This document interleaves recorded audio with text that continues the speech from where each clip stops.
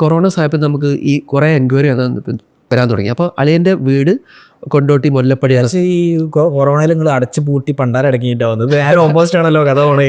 അതെ അതെ, കൊറോണ പലർക്കും ഭയങ്കര ബുദ്ധിമുട്ടായിരുന്നാലും നമ്മളെ അപേക്ഷിച്ച് നമുക്കതൊരു റീഇൻവെൻഷൻ ആയിരുന്നു. അതായത് പല രീതിയിൽ നമുക്കൊരു ബെനിഫിഷ്യൽ ആയിരുന്നു. അപ്പോൾ അങ്ങനെ അളിയൻ്റെ വീടിൻ്റെ അടുത്ത് ഒരു സ്റ്റോർ തുടങ്ങാമെന്നുള്ള കൺസെപ്റ്റിൽ, കാരണം സാധനമൊക്കെ എടുത്തു കൊടുക്കാം ഈസി ആണെന്നില്ലേ, നമ്മളവിടെ ഒരു ബില്ല്, അവിടെ അത്ര വലിയ ടൗണൊന്നുമല്ല, മുല്ലപ്പടി പറഞ്ഞ സ്ഥലം, കരുവാങ്കൽ എന്ന സ്ഥലത്ത്. അതൊരു പിന്നെ അളിയൻ്റെ കുറച്ച് ഫ്രണ്ട്സും കൂടി അവിടെ ചെറിയ ഷോറൂം തുടങ്ങാം. അപ്പോൾ നോക്കിയപ്പോൾ അവിടെ വലിയ സെയിൽ വന്നു, നമ്മളെ മഞ്ചേരി കൂടുതലായിട്ട് സെയിൽ വന്നു. ഓക്കെ, അങ്ങനെ അത് 2020 ലാസ്റ്റ് ആയപ്പോഴേക്കാണ് കൊറോണ. അതായത് പിന്നെ രണ്ടാമത്തെ ഒരു കൊറോണ വന്നു. അപ്പോഴേക്ക് നമുക്ക് തിരുവനന്തപുരത്ത് നിന്ന് ഒരു എൻക്വയറി വന്നു. കാരണം നമ്മൾ മലപ്പുറം. അപ്പോഴും നിങ്ങൾ ചൈനയിൽ പോയിട്ടില്ല? ഇല്ല. ഓക്കെ, നമ്മൾ നിരന്തരം നമ്മൾ പ്രൊഡക്റ്റുകൾ സോഴ്സ് ചെയ്യുന്നത് ത്രൂ ഏജൻസ് ആണോ? ഏജൻസ് ആണ്. അപ്പൊ അവരാണ് കംപ്ലീറ്റ്ലി ഹാൻഡിൽ ചെയ്യുന്നത്. അതെ അതെ, നിങ്ങൾ ഫോട്ടോ നോക്കും, ആ സാധനത്തിന്റെ വില എടുക്കും, അതിന്റെ ക്വാണ്ടിറ്റി കൊടുക്കും, സാധനം കൊണ്ട് ഷിപ്പ് ചെയ്ത് വരും. അതെ അതെ. ഓക്കെ, പിന്നെ എന്താ പറയുക, 2020 മുതൽ ചൈനയിലേക്ക് ബ്ലോക്ക് ആയിരുന്നു. നമ്മൾ പോകാൻ നോക്കുന്നത് കറക്റ്റ് ശരിയാണല്ലോ, കൊറോണ ഇതല്ലേ കറക്റ്റ്. അപ്പോൾ പിന്നെ ഒരു 2021 ലാസ്റ്റ് ആയപ്പോഴേക്കാണ് ഇത് ഓപ്പൺ ചെയ്തത്. അപ്പോൾ നമുക്ക് തിരുവനന്തപുരത്ത് നിന്ന് എൻക്വയറി, ഒരു ഷോറൂം, അയാൾ ബിൽഡിംഗ് ഉണ്ട്, ഒരു ബിൽഡിംഗ് മെറ്റീരിയൽ മാൾ പോലെ. അങ്ങനെ നമ്മൾ അവരെ ടൈപ്പ് ചെയ്ത് നമ്മുടെ ഓൺ ഷോറൂം അവിടെ തുറന്നു.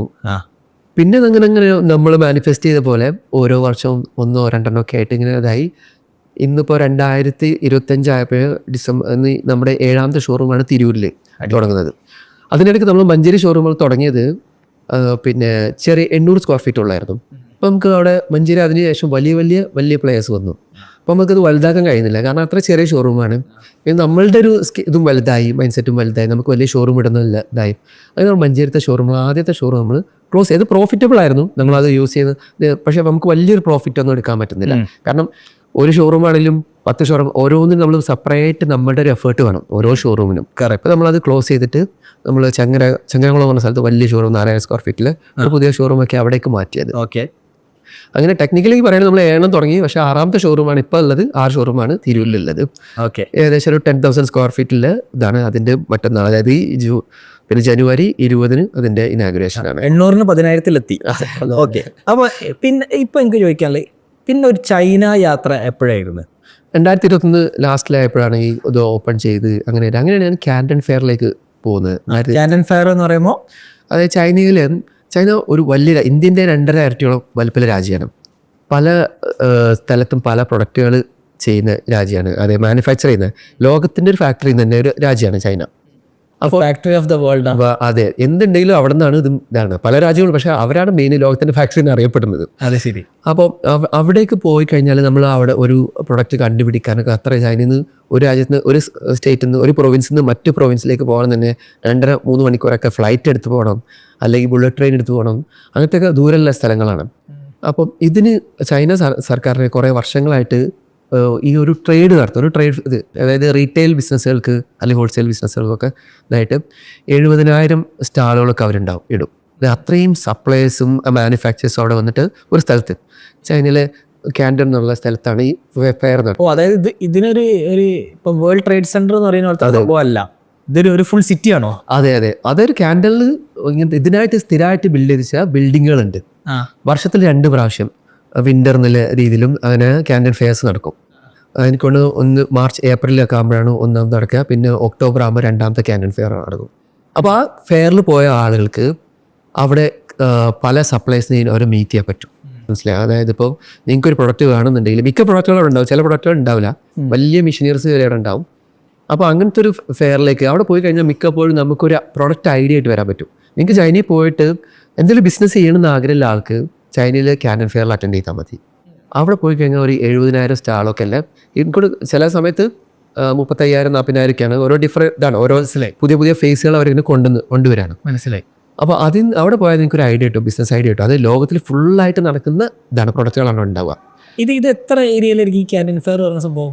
ഏരിയ എന്ന് പറഞ്ഞാൽ അത്യാവശ്യം വലിയ ഏരിയ ആണ്. എനിക്ക് എത്രത്തോളം ഉണ്ട് അറിയാം. കിലോമീറ്റേഴ്സ് ഒക്കെ ഉണ്ടോ? കിലോമീറ്റേഴ്സ് ആണ്. കിലോമീറ്റേഴ്സ് നമ്മളവിടെ നടന്ന് നമ്മളുടെ കാല് ഇതാവും. അതായത് ഒരു മാസം ഫുള്ളായിട്ട് നടക്കുന്ന ഷോകളാണ്. ഇതാണ് ട്രേഡ്. അപ്പോൾ ആദ്യത്തെ ഒരു phase 1, phase 2, phase 3 എന്ന് പറഞ്ഞാൽ 3 ഫേസുകളായിട്ട് നടക്കാം. ഒരു ഫേസിൽ ചിലപ്പം ഇലക്ട്രോണിക്സ് ആയിരിക്കാം, രണ്ടാമത്തെ ഫേസിൽ ചിലപ്പം ഇത് ഓരോന്നും മാറും, ഡെക്കറേറ്റീവ് ഐറ്റംസ് അങ്ങനത്തതൊക്കെ ഉണ്ടാവാം, മൂന്നാമത്തെ ഫേസിൽ പിന്നെ ക്ലോത്ത് അങ്ങനത്തെ ടോയ്സ് അങ്ങനെയൊക്കെ ഉണ്ടാവും, പല പല ഇതായിട്ടാണ്. അപ്പോൾ നമ്മൾക്ക് വേണ്ട പ്രൊഡക്റ്റിൻ്റെ ഇത് ഫേസ് ചെയ്താൽ അതനുസരിച്ച് നമുക്ക് ക്യാനൻ ഫെയറിലേക്ക് പോകാൻ പറ്റുമോ. അപ്പോൾ പോയി കഴിഞ്ഞാൽ നല്ല അടിപൊളിയായിട്ടുള്ള പ്രൊഡക്റ്റുകൾ നമുക്ക് കണ്ട് ഐഡിയ കിട്ടും. അതാണ് ഞാൻ ഈ മലപ്പുറത്തിനൊക്കെ കുറേ പാക്കേജസ് കാണാം. ക്യാൻഡൻ ഫെയറിന് പോകുന്നു, ഞങ്ങൾ ക്യാൻഡൻ ഫെയറിന് പോകുന്നുണ്ട്, ഞങ്ങളുടെ കൂടെ വന്നു കഴിഞ്ഞാൽ യു ക്യാൻ ഡു ദിസ്. അപ്പോൾ എന്ത് കോസ്റ്റ് വരും ഇങ്ങനത്തെ? എനിക്കൊന്ന് ഒരു ഓണ്ടർപ്രീനർ ആണെങ്കിൽ അവനിപ്പം ബിസിനസ് ചെയ്യാൻ ആഗ്രഹമുണ്ടെങ്കിൽ നിങ്ങൾ പറയുന്നത് ഈ ക്യാൻഡൻ ഫെയറിന് പോയാൽ മതി എന്നാണ്. കറക്റ്റ് ഐഡിയ അവിടുന്ന് വരും. അതെ ഓണ്ടർപ്രണറിന്റെ ആൾക്കാരെ ഫസ്റ്റ് പോകേണ്ട സ്ഥലം ക്യാനൻ ഫെയർ ആണ്. ഓക്കെ, എന്ത് കോസ്റ്റ് ഉണ്ടാവും അങ്ങനത്തെ ഒരു ഇതിന്? അത് ഒരു ക്യാൻഡൻ ഫെയർ സമയത്ത് കുറച്ച് കൂടുതലായിരിക്കും കോസ്റ്റ്. അതിന് അതൊരു ഫെയർ എടുക്കുന്ന സമയമാണ്. സ്വാഭാവികമായിട്ടും അവിടുത്തെ ഹോട്ടൽ ചാർജസ് കൂടും, പിന്നെ ഫ്ലൈറ്റിൻ്റെ ചാർജ് കൂടും. അപ്പോൾ ഇവിടെ ഞാൻ കണ്ടിട്ടുള്ളത് ഈ ട്രാവൽ ഏജൻസികളൊക്കെ ഒരു ഓഫർ ചെയ്യുന്ന പ്രൈസ് എന്ന് പറഞ്ഞാൽ ഒരു 1.25 to 7 ദിവസത്തെ പ്ലാനായിട്ട് ഒരു 1.5 ലക്ഷം വരെയുള്ള പാക്കേജ്. പിന്നെ അതിൽ കൂടുതൽ വലിയ സ്റ്റാൻഡേർഡ് ഹോട്ടലൊക്കെ കൊടുക്കുന്ന ആളുകൾക്ക് ഇതുണ്ടാവും. മനസ്സിലായി. ആ സമയത്ത് പൊതുവെ കുറച്ച് കൂടുതലാണ്.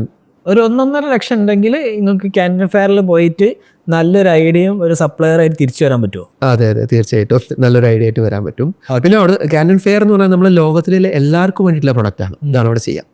അപ്പോൾ പൊതുവേ ഇന്ത്യൻ മാർക്കറ്റ് കുറച്ചൊരു പ്രൈസ് സെൻസിറ്റീവ് ആണ്. അതായത് നമ്മളെ പ്രൈസ് സെൻസിറ്റീവ് പറഞ്ഞാൽ നമ്മൾ വാല്യൂ ഫോർ മണി നോക്കുന്ന ആളാണ് ഇന്ത്യൻ കസ്റ്റമേഴ്സ്. അങ്ങനത്തെ ഒരു കേസിൽ നമുക്ക് ചില സമയത്ത് അവിടുത്തെ പ്രൊഡക്റ്റിൻ്റെ പ്രൈസ് നമുക്ക് മാച്ച് ആവണമെന്നില്ല. അപ്പോൾ നമുക്കൊരു പ്രൊഡക്റ്റ് ഐഡിയ കിട്ടിയാൽ അത് നമുക്ക് പുറത്തുള്ള മാർക്കറ്റ് പോയിട്ട് നമുക്ക് ചെക്ക് ചെയ്യാൻ പറ്റും. അപ്പോൾ ഇന്ത്യൻ അതായത് ചില കമ്പനികൾക്ക് 2 പ്രൊഡക്ഷൻ ലൈൻ ഉണ്ടാവും. ഒന്ന് ഇന്ത്യൻ മാർക്കറ്റിലേക്കുള്ള പ്രൊഡക്ഷൻ ലൈൻ, രണ്ടാമത്തത് മറ്റേ യൂറോപ്പ് ഇതിലേക്കുള്ള. കാരണം അതിൻ്റെ പ്രൊഡക്റ്റിൻ്റെ ക്വാളിറ്റി തന്നെ ഡിഫറെൻ്റ് ആയിരിക്കും, പ്രൈസിങ് ഡിഫറെൻ്റ് ആയിരിക്കും, അങ്ങനെ ഇതുണ്ട്. അപ്പോൾ നമ്മൾ ആ രീതിയിൽ നോക്കിയിട്ട് നമുക്ക് നമുക്ക് പ്രൊഡക്റ്റ് പ്രൈസിങ് നോക്കിയിട്ട് എടുക്കാൻ പറ്റും.